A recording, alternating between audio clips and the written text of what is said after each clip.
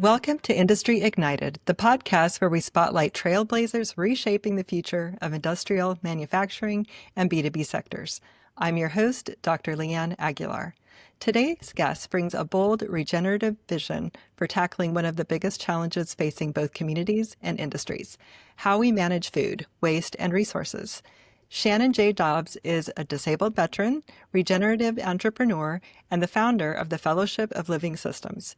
Through his company, he's creating community-controlled food infrastructure that transforms waste streams into climate-resilient prosperity. From developing technologies like Humus soil, which converts organic waste into carbon-sequestering soil, to building community-owned stores and blast chiller food rescue systems, Shannon is redefining what's possible when we stop managing problems in silos and start building systems that connect them. In today's conversation, we'll explore how Shannon's work intersects with industrial-scale waste, municipal operations, manufacturing opportunities, and global markets, and why his solutions are not just good for communities, but good for business. Shannon, welcome to the show. It's a pleasure to be on here, Leanne. Thanks for having me on. Of course. So Shannon, you've had quite a journey from serving in the Army to becoming a regenerative entrepreneur. What personal experiences inspired you to take on the food system and its industrial challenges? I had no understanding that I was doing that. I kind of fell into all of this. I was running nightclubs up in northern Nevada for a bunch of years after I got out of the service, and I started running into situations with my own personal health, not having access to healthy food, not really understanding what to do with it. And I ended up taking control of my health about 12 years ago, lost a bunch of weight, really kind of, for the first time in my life, had an understanding of what I was putting inside myself and how I could, like maintain a decent amount of activity, even with my disabilities, to be able to stay healthy and stay at a healthy weight. And while I was going through that process, I started realizing that a whole bunch of my customers and my friends and my employees were going through a lot of the same health challenges that I was going with, and they didn't have access to a car sometimes, or a functional kitchen, or teeth in some situations. And so that created additional barriers that made it very difficult for them to be able to make healthy choices. And so in 2015, I came to the understanding, there was an article in the local paper in Reno where I was running my businesses. The mayor was quoted as asking, why can't we get a grocery store in downtown Reno? And that was, as a business owner, the first time that I had an understanding that my leadership didn't know what they were doing or how to solve these problems. I think like a lot of people, we assume that the implementing organizations that are in charge of, doing the thing have a pretty good idea of what they're doing, and they're moving towards solutions as best they can. What I found out and what I've learned in the decades since then is that in a lot of situations, our urban municipal agencies and other implementing groups are kind of, really dysfunctional and really just looking at this situation like, what do we do?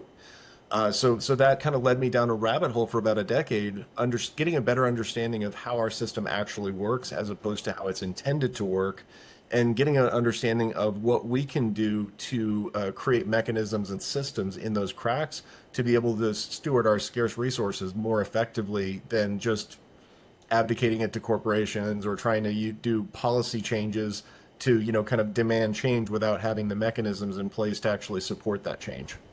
Yeah. So I'm hearing that there was just a need, and you fell into it basically because you saw a need not only personally but within the community, and that just sparked or ignited a passion within you to pursue, solving those problems. Absolutely. You talk about finding what's already working somewhere and adapting it everywhere. How did that principle shape the founding of the Fellowship of Living Systems? Well, templating solutions is kind of a standard part of troubleshooting. I've been a scrounger and a troubleshooter and a systems designer since the early 90s. That was essentially what my job was in the military, was figuring out where dysfunction existed and where we could make small changes that would replicate through the system and be able to create cascading differences downstream and allow us to be able to amplify our impact without having to put commensurate amount of resources into that amplification. So that was kind of the cornerstone of what I was doing in the military. And then when I get into small business, I brought that mentality with me. And so I ended up being very successful in nightclubs and commercial property ownership and a bunch of other things that I was doing over the years by employing those strategies that I'd learned in the military through small business, employing coalition building strategies for co-marketing, bringing what would be competitors together to be able to start growing the size of the pie and actually growing new businesses together. We employed so many different strategies to move forward in the business community. And when I started seeing this need, I started realizing that the nonprofit and the impact sector really needs a lot of those same skill sets. And unlike the entrepreneurial world, it doesn't really have an understanding about how that applicability works or how it can resonate with the impact that they're looking to do.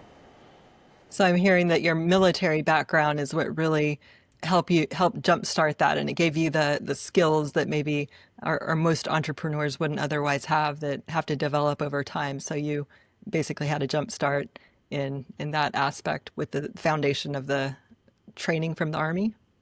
Did it though?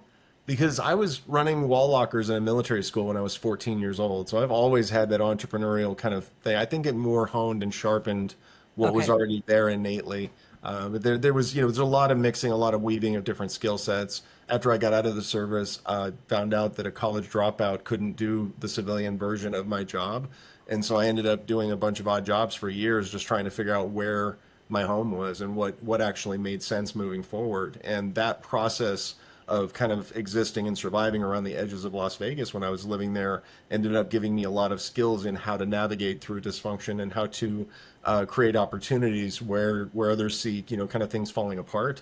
And again, I was able to take that into my own businesses later on and kind of weave it into a unique way of doing business that has Okay. served me very well. Yeah, so you're, I guess, always had that inclination. You're always a problem solver. I think always, or I'm hearing that you're curious throughout too, and always looking for ways to improve systems and processes. Absolutely. Yeah, especially efficiencies, stewardship of resources. I remember the first thing that I did when I took over my bar in 2006 is I looked around and counted all the light bulbs in the place. And then I did the back of the napkin calculations of how much money I would save of switching over to LEDs. And I did that and went through. And then 11 years later, I calculated the difference and what went into my pocket from that period. I was like, that was a good move. Yeah. So, do that over and over again. Right, right. It's the small things add up. They yeah, definitely do. So a lot of leaders in industry struggle to connect purpose with profitability. How has your personal mission shaped the way you think about building sustainable business models? When I took over Five Star Saloon in 2006 in downtown Reno, I didn't really have a solid understanding of what it was that I was moving into. I saw a profitable business. I saw an opportunity for me to explore entrepreneurism and to get into something that I had always wanted to do. But it wasn't until I got interviewed by the landlord, a guy named Bill Heggie, who's passed away now. We talked for about 3 hours, and he told me the entire history of the LGBT movement, the background and the struggles going through the 70s, and kind of all of the differences that they'd gone through over the decades. And he really reframed the situation for me. It was like, hey, take care of my people. This bar has been around for a long time. It's an icon of the community. It's a gathering point. It's an anchor, and it's really important to the community. And when he framed it for me in that way, it helped me to understand, oh, this is bigger than just a business. And so I've been able to take that spirit with me. And after I sold the bar in 2017, I started getting into nonprofit work and started realizing that there is a lot of commonality between the charity sector and between the business sector. And the more that we can really kind of apply that North Star to the business, like the core business model and the operating system, we can actually cross over and create bridge mechanisms between business and purpose, pretty much wherever we want. Yeah, and I see that. I mean, even in business and in both worlds, you're serving people and you're meeting needs. And businesses are founded on mission and visions and values as well. So there is purpose in business and just as there is in the nonprofit sector. Again, guess it comes down to that core mission and vision. You 100%. describe America's trillion-dollar coordination crisis. From your perspective, what's broken in the way industries and municipalities currently manage food waste and resources? If you look at it from one perspective, nothing's broken because the system is designed to work the way it is in order to benefit the people and organizations that have invested capital into different elements of that system. So the way capitalism works is a whole bunch of people and organizations get together and say, I want to do this, I want to do this, I want to do this. And then we start talking to each other about how we can help each other to do those things by supplying products, by creating different things, by inserting different processes, however it is that we work. The problem with our system, the way it works, is that everybody's really focused exclusively on their own incentivization, and it's really hard to get to that next level of coordination, especially when it comes to things like the food system. At the end of the day, when the kitchen's shutting down and the kitchen manager's having to make a choice about what to do with that food, they have to prioritize the business and they have to prioritize their staff and they have to prioritize their bottom line. And so at the end of the day, it's going to be inevitable that they're going to end up throwing that food away because what are their other options? So it doesn't matter if we create a mandate, put a policy in place, create laws, penalties, whatever. At the end of the day, they've got to basically balance that against the pain points of staying open late, having to repackage their food into grab and go, having to coordinate with an app. Some of the things that we have in our system right now that are just inadequate to the need. So we end up having this inevitable flow of resources into the landfills where it's generating methane emissions. It's causing us to have to basically grow and process and transport and sell that food twice because 40 to 50% of everything that we grow in this country ends up in the landfills. It's a huge catastrophic input factor for climate change, and it's got cascading challenges through our healthcare system, every aspect of our lives are affected by the fact that we really don't have a system for prioritizing what we call waste at the end of the day, at the end of the cycle. So really the $1 trillion opportunity is if you're looking at urban waste management, if you're looking at fire mitigation, if you're looking at the farming community, and if you're looking at, basically all of these different pockets of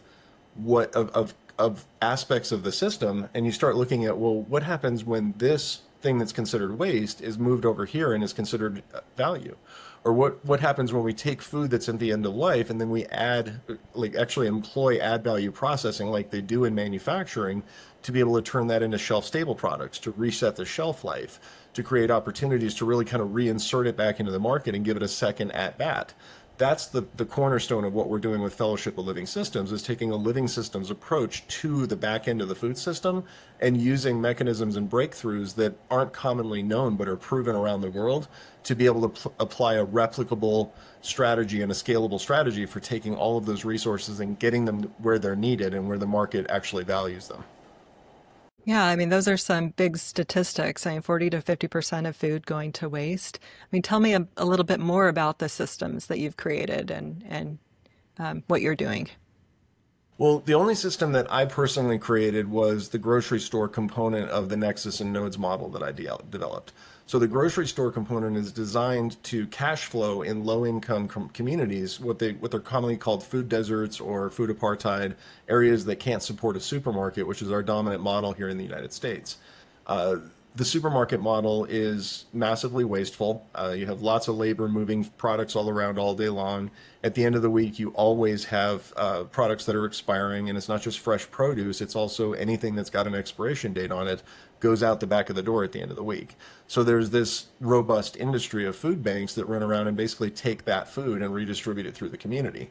The problem is the food banks are focused only on grocery stores. And so we've got this kind of a polycrisis situation where the supermarkets are the only focus of the food banks, but we have prepared meals, we have backyard produce, we have all kinds of other different sources for food, including gleaning off of farms themselves. And we really don't have systems in place to be able to scavenge that food. So what I did was developed a model that we can essentially take over like a dead restaurant space in any community, which if you look around the US, there's plenty of those. You can retool the commercial kitchen into a last mile food rescue location by inserting a blast chiller and some other specialized equipment, and then just take out about half or all of the seating area and turn it into a small grocery store to turn the entire location into a food hub that serves the local community as essentially a walking distance depot for healthy pantry staples, fresh produce. This in turn opens up the market for farmers to be able to get into these inner city communities they've never had access to before. So it actually creates a stake for urban food security with the farming community. Okay, so it's a whole new model of how to, I guess, save the food that otherwise would go to waste and create access to it within the community. So it's a And even multifaceted Yeah, approach. even beyond that, the way that we're approaching it is by focusing it on commodity bulk foods. So because they're not packaged and because they're not branded, they're the same price no matter where you buy them in the country. And so we have an easier time of dealing with the pricing on that and avoiding the markups that essentially make food unavailable and unaffordable for low-income communities. So by focusing on these types of food as bulk packaged staples, there's no expiration date on them. They last a long time, which means that, if it takes a while for it to get purchased, it's not going to end up turning into food waste. So we're not contributing to the problem. And the biggest part is because it's essentially designed to be a package-free store, or as close as we can get to that, it actually creates an upstream solution to packaging waste as well as food waste. Okay. Yeah, that I can see that. That makes sense. And in manufacturing, efficiency is everything, and cost savings, and so efficiency and um, making things more affordable. And you've argued that siloed systems actually create artificial scarcity and waste. How do you see industries playing a role in solving or worsening this crisis? The best example that I can give you about that is the story about the MGM Grand Resort and Three Square, the food bank in Las Vegas.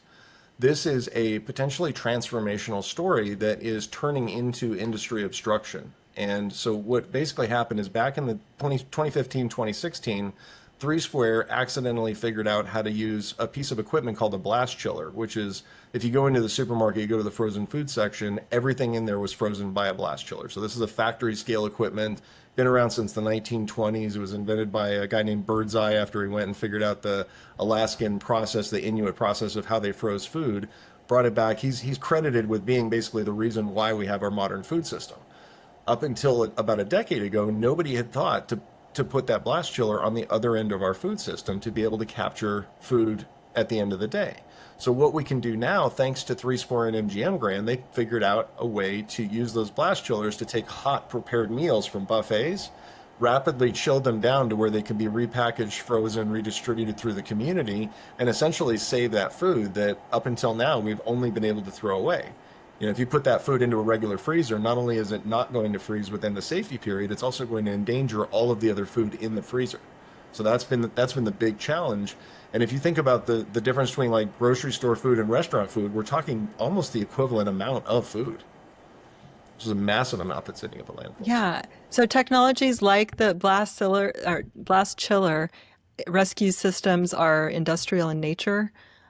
And but before I ask you this question though, tell me the difference, or what is the humus soil? Can you explain the humus soil technology to me? So Fellowship of Living Systems operates on three primary legs, and all of these three legs are designed to work synergistically to create a waste to value system at the back end of our food system and to create a bridge mechanism between the urban and the rural communities. So the grocery model is the retail leg of that. The processing center, which is essentially a commercial kitchen, is designed to be able to act as a sorting mechanism so that we can tell what food is good and get it back into the community using blast chillers, using dehydrator systems, all kinds of different equipment and technologies will allow us to extend the shelf life or even reset the shelf life of food. Anything that we can't catch before it hits the ground, we have a third challenge in America and around the world where the best thing that we can possibly do with food once it's hit the ground is compost it. The problem with composting is that it can take up to 2 years. It requires a lot of turning, and you have to constantly check temperatures. You have to ensure that the bacteria and the viruses and everything in there are being eaten. It's a problematic process. It attracts pests. It's got a huge NIMBY situation and can't be operated in suburban or urban areas. It's a problematic way of doing things. And this is the way that we've done things since time immemorial. We lose 70% of our organic matter through the composting process to methane. And so this releases as gas, and that ends up contributing to the climate change problem just as much as if we had buried it. So while it's better than burying, and it allows us to get topsoil back onto land and to be able to kind of regenerate this process a little bit, it's a huge bottleneck. Now, about a decade ago, along comes this Australian ag tech company called VRM Biologic, and they found a bacteria in the Amazon jungle that can convert any biomass into a high quality topsoil that, and get this, grows water molecules using bacterial photosynthesis. So literally creates water molecules instead of creating oxygen like plant photosynthesis does. It does this in a 6 month period, doesn't require any technical aptitude. You just pile it into a pile, you soak it and inoculate it with this bacteria, cover it with a tarp, and walk away for 6 months. You come back, you have this high quality topsoil that when you lay it out on degraded ground, it starts to help regenerate that ground and actually helps to revitalize the earth and the nutritive capacity of it, while reducing the irrigation costs by as much as 30 to 60%. So think about this from a perspective of drought mitigation, fire mitigation, converting trees from beetle kill into topsoil, taking spent grains from breweries and turning it into and putting it on next year's crops to reduce irrigation costs and increase the nutritive value of the food that you're using. I mean, it really touches every aspect of manufacturing, because if you're dealing with a corporate source, if you're dealing with a government or a corporate source, typically you can look at that as a clean source of inputs. And with humus oil, just like in composting, it's garbage in, garbage out, or gold in, gold out. Whatever you put in as far as quality materials is the quality that you're going to end up putting on your crops later. So that allows us to really prioritize talking to corporations about, hey, let's take your waste and divert it over to this process, and then we'll either sell it back to the farmers that are supplying you the next crops, or we can, basically create this market through the community, sell it to urban gardeners. There's so many different places that this can go out into the market once we do this transition. But here's the key. When you finish pulling that pile off after 6 months, not only is 70% of it not gone, it's actually at 120% volume, because it's created all that water and it's basically bulked itself out. So when you start with a 5,000 cubic yard pile, you end up with a 6,000 cubic yard pile when you're done. And that's in composting? Yeah, and there's no composting involved, so there's no methane release. So not only are you able to do this, you can also recover the carb or the methane that you would have released through the composting process, and you can actually calculate that as a measurable ESG response. Okay, so it's a way to break down waste that's a lot more eco-friendly, and instead it doesn't add the methane to the environment like regular composting was. It reduces water usage and overall, yeah, just a faster process is what I'm hearing. A lot faster than Well, and this composting. is the key. This is the really big key, is that it reduces the complexity of the process so significantly that it makes it accessible to communities to be able to do it themselves without having to go through multi-billion-dollar expertise in established industries that sometimes create a bottleneck because they don't like to adopt new processes. So what we're seeing here is the composting industry does not like this new kid on the block, and they're rejecting this as a market mismatch here in the United States. Whereas if you go over in Southeast Asia, some parts of Europe, down in Latin America, they're starting to really adopt this. And so you're actually seeing where the global north is lagging behind adoption of this new ag tech that is so critically important, especially out here in the Southwest. I'm here in Colorado, and I got to tell you, if we had a topsoil around here and access to large quantities of a topsoil that grows water in soil that is in a fire, a high fire risk area, that's something that really should be at the top of our list of conversations. But because of the way our market's set up, we're just not having that discussion right now. So technologies like humus oil and blast chiller rescue systems are industrial in nature. Why do you think industries that could benefit them are often resistant to adoption? Continuing the last question. I think that, and this is borne out by the industry. If you look at it, anytime there is a growth of any industry up to the point where they become established, at that point they cease to become nimble and they cease to be able to pivot as rapidly into any new technology or into any new process. So, I've interviewed the folks over at the food bank. That is an industry, as a perfect example, that started in the 1970s in response to a need. And they really grew up symbiotically with the supermarket model to where that's basically what they look at. So when you bring in the blast chiller and you say, hey, we can go after these new types of food, they'll be like, hey, that's not part of our core business model. We are going to see, hey, we're happy to distribute the food or whatever, but we're not going to be part of this. And that is what happened in Las Vegas. After COVID shut down the conventions, a couple of years later, they started up again, and Three Square actually pulled out of the business. And the MGM Grand turned the whole thing into an internal waste reduction model that's saving them millions of dollars, even while they're rescuing food for the community. So Wow. that's a really good example of how corporations have actually turned what started as a charity model into something that was actually internal circularity and regenerative inside the Yeah, industry. and a lot of cost savings in Tons. as a result. Yeah. What parallels do you see between food system failures and manufacturing supply chain inefficiencies? If you're watching the global supply chain right now, and if you're watching the tariff war and just the real world things that are happening right now, we are seeing the wheels come off the bus as we speak. So this is real time. We're watching the destabilization of the global trade norms that we've enjoyed for the past 80 years since the end of the Cold War, or since the end of World War II. And so when you talk about, I mean, it's not so much parallels as it's the canary in the coal mine. When we start seeing this destabilization, when we start seeing the grant systems that we're used to seeing for aid programs and for charity programs are like the industries or the agencies that provide those grants are in some cases being defunded or shut down. We've got situations where, small nonprofits and even large nonprofits are flailing right now because they don't know what to do to be able to deal with the need that's coming down the pipe when at the same time the global supply chain is starting to destabilize.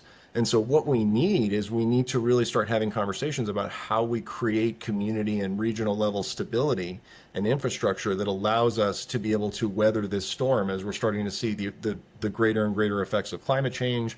We're starting to see nationalism and nationalization rear its ugly head. We're starting to see the breakdown between us and countries that we've been working for decades to outsource our manufacturing capability to, and now we're about to start seeing the effects of what happens when we suddenly reverse that process without putting the systems in place to be able to, kind of plan ahead as we transition. So, I mean, it's a big conversation. There's a lot of moving parts in there, and really, what I'm trying to do is just make sure that as many communities understand as possible that there are tools on the table and these are proven strategies and they've been operating here, here, and here, and this is how we can put it together in order to be able to create this resiliency at the regional or bioregional level.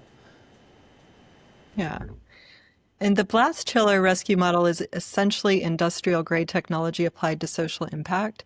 How could manufacturing leaders view this as an untapped business opportunity? The easiest place to look at that is in the tourism industry. So the MGM Grand broke ground here. They are kind of the 800-pound gorilla of tourism in the world. And they were able to prove that in a large public-facing, tourism-facing industry, they were able to create a significant amount of circularity and significant resource allocations. If you look at the global tourism industry, you've got luxury resorts all over the world. You've got cruise ships all over the world. You've got hospitals and other support mechanisms. There's so many different ways that food is being commercially produced. And really, you just have to look at the mechanism. If there's a buffet line or if there's a cafe style type of situation, what happens is everything back of the house is considered safe food. As soon as it goes front of the house and a customer puts a spoon into it, it's considered unsafe. So what you can look at it is basically anything that's back of the house is fair game. And we can rescue food. This doesn't necessarily mean that we only have to redistribute it through churches and soup kitchens. We can also repackage it as grab and go. We can put it out on food trucks. We can create pop-up restaurant situations. We can repackage it and put it into corner stores. Just create a little refrigerator there for a grab and go meal for families to take home on the way home from work. So this is an opportunity to really lean into this factory scale equipment in a way that the community really understands. And you can create a centralized model. What's really cool is that you can go into a poor community, and even if they don't have hundreds of thousands of dollars to create a commercial kitchen of their own, I can guarantee you they have access to a commercial kitchen somewhere in their community. Maybe it's a local church, maybe it's a community center or a Kiwanis or a Lions Club or a Boys and Girls Club or a senior center. Somewhere there's a commercial kitchen around that's not operating 24 hours a day, 7 days a week. And so a community group that just works on collaborating and on utilizing those resources during the off hours can add one piece of equipment in there that's about the size of a small refrigerator and just completely change the game about what they can do for food rescue. Now you got volunteers with catering hot boxes going around picking up entire hotel pans, bringing them back and slotting them on. And now you've got an opportunity where people can just cycle food from all over the different area, and it can be handled right down at the neighborhood level. So it doesn't require centralized coordination. And that's another super important key, because going back to that, the larger a corporation gets, the more likely it is to start getting stratified. Our intent is to stay lean and nimble by really supporting community groups in developing capacity themselves, and supporting communities and being able to understand how they can develop this capacity internally. Okay, so the benefit, I guess I'm looking at the economic model here. The who would be incentivized to then go to create the team that goes in to rescue the food? Is it the establishment itself, or is it the pop-up stores that you're or the small stores that you mentioned creating, or is it the like a food bank, or who is tasked at doing that? Who would benefit financially from rescuing the food? Let me flip this all the way around for you. So the Okay. group that benefits from this is the farming community. So what we're doing is we're completely bypassing urban dysfunction. One of the challenges that anybody will tell you, if you're trying to deal with social change, you're dealing with multiple different agencies and organizations and cross collateralization and all kinds of crazy stuff going on, and you have just a ton of stakeholders that all have their own biases, and they all have their own incentives, and they all have their own reasons for being in the game. And what that creates is just an incredibly difficult process to get pretty much anything done on the social justice side. So if you step away from that model and you look at the urban area itself as the dysfunction, you can actually bypass that by just reaching out to the rural community, talking to farmers directly, and actually creating an opportunity where they understand that they can reach out off their farms and develop industries and develop markets in the city, where they're expanding their reach down into the city itself. So growing those retail markets in low income communities is not a huge challenge. It's some shelving, a couple of refrigerators, a POS system up at the front, and you're done. That is not a complicated business model for a farmer to understand that they can actually step off their farm and hire a manager to run this place and actually have their retail store in the middle of an inner city. That's a huge head shift for them to get their heads around. But once they get their heads around it, now all of a sudden you can start thinking about it as farming the city. Because the challenge that we've got, I'm a regenerative practitioner. I graduated from the Regenesis Institute back in late February, and I've been talking to a whole bunch of land developers and regenerative practitioners and folks around the world that are very good at, creating the type of agroforestry and silvopasture processes that can actually regenerate the ground and can push back against industrial farming practices and can really start healing the earth in a way that can be measurable if we can get it up to the point where it's, impactful at a global level. The problem is we've got huge bottlenecks for that industry and for that sector about how do we scale up our processes, because it takes years of onboarding. It takes ideological conversion. It takes a whole bunch of different things that frankly are really challenging in our world. So what I'm doing is essentially approaching it as a vendor solution where the farmers can approach the entire city and say, hey, urban waste management, we can divert your waste out here and use this humus oil process to be able to sort this through. We can create this commercial kitchen where we can get this food out here and sort it back into the community and create a new market, or bring it back out, feed the pigs, turn it into humus oil, do whatever we got to do.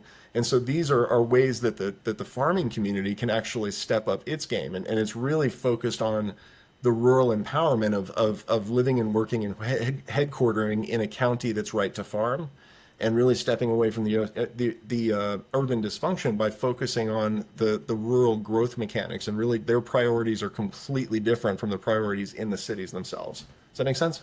Yeah, okay. Oh, interesting. So it's yeah, the farmers are the ones that you would approach, or the ones who would spearhead the effort. And Absolutely. Yeah, we got many several processes that are already underway right now around the world, where I'm advising some groups in Trinidad and Tobago on how to create an island circularity system with humus oil and blast chillers. Talking to a different group out in Kenya right now about using water filtration systems to be able to pump water through Lake Victoria and pre-clean it using aquaponics to be able to grow fish and grow plants, and then having that RO filtration system and not just provide it for the village, but actually harness using credit card systems to be able to let the women start empowering themselves with business models where they can be water managers instead of water haulers. So we're Oh, having discussions about how to leverage these business activities, even in the global south, to be able to start bootstrapping systemic circularity systems for a new industry. okay. And I know a lot of industrial leaders are looking at circular economy models. How does your waste to value approach align with what manufacturing companies are trying to achieve in sustainability? Massively. I mean, it's not just food at this point, it's textiles. Like, think about how many natural textiles there are. You've got your leather, you got your cotton, you've got your wool fibers, you got all of those things that are not like plastic based. All of them are potentially subject to humus oil. We can convert all of them into topsoil. We can start working with more problematic materials with biochar processes. And they've even got a new reactor system that will convert really problematic stuff like heavy metals and really nasty stuff into hydrogen. So there's lots of ways to harvest resources out of this waste to be able to convert it into something that makes sense going forward. And so really a lot of it is about the coordination of, okay, there's maybe 3 or 4 or 5 different technologies in place, but if we put them in a certain way, we can create a single stream resource where we can actually utilize all of those different resources effectively. Very interesting. That makes a lot of sense. Scaling often requires partnership when it comes to scaling and innovation. What kinds of industry partnerships do you believe are most critical to accelerating your mission? On the one end, the critical component from my perspective, from the direction that I come from a social justice perspective, is the communities themselves. We've developed a funding model that uses old school land syndication processes that your and my grandmother probably invested with, but they don't teach them to NBAs because they got much more complex and elegant funding solutions that are really primarily tied into the venture capitalist model. But by tying the investment into the project itself with the land syndication model, you can do a very simple agreement where you've got limited partners come in for a few years to provide the capital to build out the system.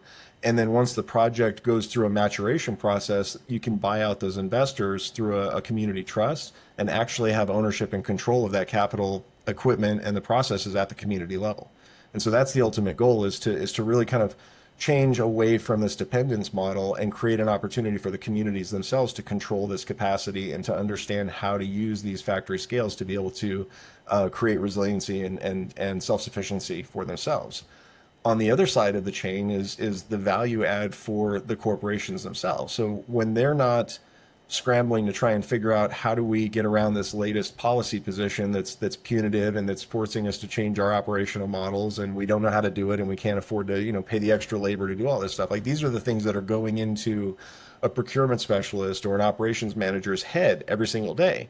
Same thing over at the municipal side. You've got the municipal managers in all kinds of different areas. They have a budget, they have a mandate, but what they don't have is the strategies and the coordination tools to be able to work through all of these different models. So simply by approaching this as a third-party vendor and saying, hey, I've operated in government, small business, nonprofit, I've been in all these spaces, and this is how we coordinate and weave these tools together in a way that makes sense to you, so that you're not having to essentially change your operating system over, but instead you can lean into what we're doing. Maybe we rent the equipment and put it in on site, and we'll just give you a call when it's ready to pick up after we've hit the freeze button. It makes it real easy to be able to kind of create that handshake model to where instead of fighting against each other's resources and against each other's capacities. I'll give you a perfect example. When do restaurants close down? Typically Yeah, around 10, 11, maybe even yeah, midnight, the right? evening. So food banks run on bank models. It's crazy. Like, they shut down at 4 o'clock, 5 o'clock in the afternoon, and any company that exists after that, well, that's just not my problem. And it's crazy to me that we're not willing as a society to just, have volunteers. Like, I was a graveyard kid. I was running nightclubs for decades. I would have been ecstatic to have an 11 p.m. volunteer shift where I could go in and rescue some food, maybe eat some of it, bring some of it home tonight. Like, that would have been amazing to me as a volunteer. And it still is. So a lot of what I'm doing is really just kind of crafting this to make it exciting and fun for people to want to be involved with it. Now we've got a system that's like a social thing. We got, maybe we're going to have a little, like an after shift or something after a volunteer shift. Like, we're going to create little, kind of parties and fun stuff for the community to feel like they're involved with something. And at the same time, we're just showing where all these resources are coming from, and we're celebrating and spotlighting the corporations and creating an opportunity where we're co-marketing as your waste management vendor. And how cool is that? Right. Okay.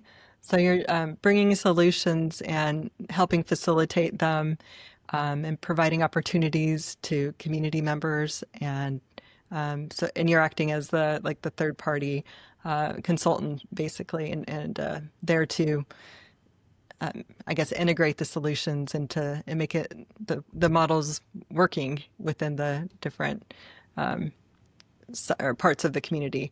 But that's so true, though. It is odd that food kitchens close down so early when I had never thought of that before. The restaurant owner at 11 o'clock is like, I'd love to give this food to somebody, but there's nobody. Yeah, that is strange. Yeah, that is a good point. And you're right. There are a lot of people who would be more than willing to volunteer and help meet that need for people in the community who would be more than happy to take the food. And as a result of not having that, I guess a lot goes to waste. So that's unfortunate. Yeah, I was a scrounger for a long time. When I was in the supply room in my special ops unit back in Fort Bragg. I trained under this supply sergeant that was an absolute master scavenger. This guy could get anything for any reason from anywhere, and there's nothing that could stop him from getting the mission accomplished. And so I learned from that perspective of like, hey, we got a mission and we can't allow anything to stop us from that mission. So now coming into the social justice space, like I'm in the position to be able to define what that mission is. And so if I'm good enough at being able to put this vision in place so that people can see from the step-by-step processes or the conversations that we're having that, oh, this isn't as impossible as I had thought. Like there's actually paths and avenues for us to be able to create connections and create resource channels that when you're at the 30,000 foot level, you just can't see this stuff. You don't understand the vendor mechanics and the relationships that happen at the back of the loading dock Right. at 4 o'clock in the morning when the deliveries are happening and a pallet gets delivered that a corner of it's crushed. And so the receiving manager looks at that and says, I can't receive that entire pallet because, SOPs, because rules, because reasons. And so Right. now we can create a system where they have somebody to call and say, hey, I've got an entire pallet of food over here. The truck driver is going to be like, what am I supposed to do with it? And everybody's like, well, not my problem, figure it out. So we're going to be that resource. One of the first things I was seeing when I was doing, kind of investigations back in 2017, 2018, I was interviewing everybody from soup kitchens to you name it. And I found out that when you're driving from Nevada into California, the semis, the delivery vehicles, they're not allowed to bring fruits or vegetables into the state because of concerns about, infesting and Right. species and everything like that. And so when they get to the top of the pass, they get to the agricultural industrial inspection station, and if they have a pallet of fruits or vegetables in their truck, they get turned around. And so even back in the day, I was asking the Department of Agriculture, hey, can we put a phone number up there, and the truck drivers can just give us a call when they're heading back into Reno, and they could just drop it off, and then we could process that food, and then we could just kind of put it at the front of the line. So there's so many different ways that we can develop that individual relationship to where communities are calling us and being like, hey, I got the cops show up and say, hey, we just recovered a stolen refrigerated truck with 46,000 pounds of food. Can you get rid of it for us? Like that kind of thing happens. Mm-hmm. Wow. So what are they doing with it now? They just That exact scenario actually happened to a nonprofit that I was volunteer with down in Colorado Springs a couple of years ago, and they put out the red alert and they called families up, and I mean they got rid of all 46,000 pounds, but it was like in a 24-hour period. They were racing against the clock before the food went bad. I mean it right. was crazy. But there And for wasn't a system in place. Yeah. Yeah, I mean, and for them to be able to do something like that, that's a testament to their volunteer staff. And Food to Power down there is the name of them. They're amazing. If you're looking for a local volunteer group and nonprofit organization that's a gleaning org, they are definitely. I absolutely highly recommend them. There's other nonprofits out in the western part of the state, like the Learning Council in Paonia. You've got the Consumption Literacy Project in Denver. You've got REMSER down in Pueblo. You've got all these different organizations that are working on their areas. What my goal is to support and position to be able to provide a back-end logistics support group for those small nonprofits. for those pantries that are scratching to survive, for community groups that are struggling to figure out how grocery stores might work in their community, for people that are trying to figure out urban gardening but they don't have the tools or the understanding. So those are the types of things that ultimately we're going to be positioning to be supporting with these kind of factory scale logistics solutions that's going to be able to flow more resources to these types of situations so that we can really impact and amplify that impact on the ground. Okay. You mentioned that you're working with coalitions abroad, for, like you said, Trinidad and Tobago and Kenya, I believe. What can U.S. industries learn from how developing nations are leapfrogging with these solutions? What's really interesting about this situation, I started pivoting overseas because I was getting so much resistance and so much pushback here in the United States. I've been in 2 states now where nonprofit organizations have been so adamantly opposed to me getting a grocery store into downtown, into an area, that they've literally started smear campaigns to try and shut down our operations and put back in resistance in place to try and stop us from putting grocery stores in place, from putting resources in place that can support communities. So what I'm learning over all of this situation is that there's really a power dynamic involved, and there's kind of a sunk cost involved, and there's a kind of the realization that these very large industries are kind of in place to maintain their own existence more than they are to actually solve these problems. So what I started realizing is, like, listen, we need to get this information out of the country and start intersecting it in more fertile territory. So I started reaching out and started creating relationships in other countries, and lo and behold, the folks out in those other countries are really, really excited about the opportunity to learn about new strategies and techniques that we're rejecting here at home. And so what we could learn, and frankly, my goal with all of this is to create successes and create opportunities for, developing nations to be able to bootstrap their own capacity and then be able to show that and be like, this is why we can't have nice things at home. This is absolutely possible. It's already working here, here, and here. Why can't we do this right here where I live? And so I fully intend to have that discussion over and over again. If you could challenge industrial and manufacturing leaders listening today, what's the single biggest mindset shift they would need to make about waste, resources, and community prosperity? The single biggest shift that especially on the manufacturing side, that you can make is, don't make the assumption that the designated implementing organizations, whether that be the waste management organizations, whether that be the food redistribution organizations, whatever it is that's presenting itself to you as we are the solution, don't assume that that's the only option and the only opportunity for being able to create circularity. If you have if you've got waste, if you've got byproducts to your food manufacturing processes, there is an answer to being able to create circularity. Get in touch with me. Reach out to Shannon at livingsys.org and let's talk. And I'll whatever your industry is, we'll figure it out. And my goal is to really kind of create a coalition of industries. If manufacturing really understands what these tools are and what they're capable of, and realizes that the farming community has an opportunity to really support them in the cities in ways that urban management has really not been able to do, and really is kind of resistant to doing, that creates an opportunity for us to create completely different relationship dynamics. Coming from the rural community, there's no reason why we can't handshake directly. There's no laws or rules in place that saying we're not allowed to do this. There's just these social norms of, like, the city handles the city and the country handles the country.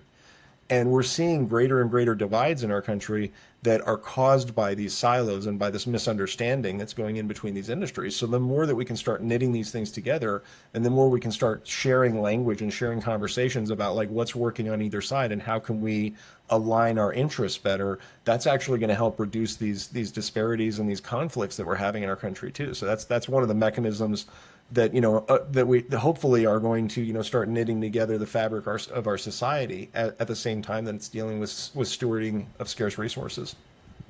So I'm hearing being open to conversations and listening to solutions maybe that are unconventional or outside of the box that they're traditionally used to or familiar with.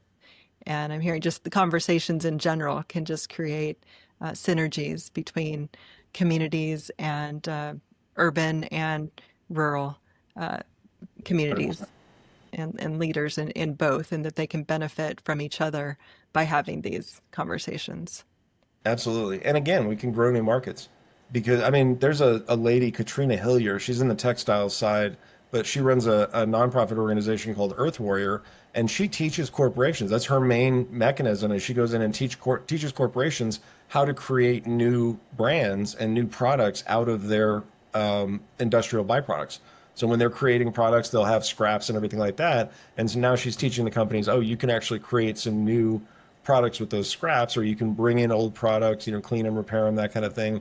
And that circularity is something that's appreciated by a segment of the market, and you can actually lean into that niche differentiation. Yeah, creating another revenue stream, reducing waste, Yeah. just repurposing waste really, and creating or being innovative at the same time, finding new uses uh, for things that would otherwise go to waste. So, looking ahead, what is your vision for how the Fellowship of Living Systems could reshape the future of industries at the intersection of food, waste, and manufacturing?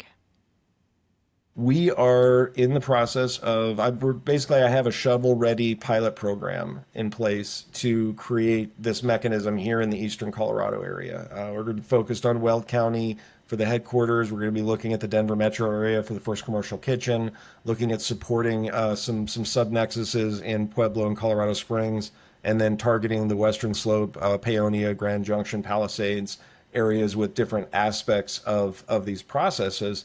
And really, we're going to be leaning into supporting these local organizations, helping them understand how to build and how to apply these strategies in their context.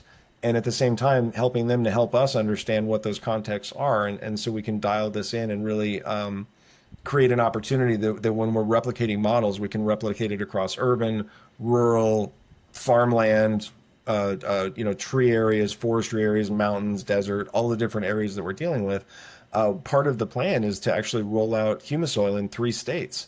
So we're looking at Texas, Washington State, and Colorado for 3 different markets, one of which is going to be approaching the Texas Mexico border to be able to start looking at what we can do about the cross-border waste.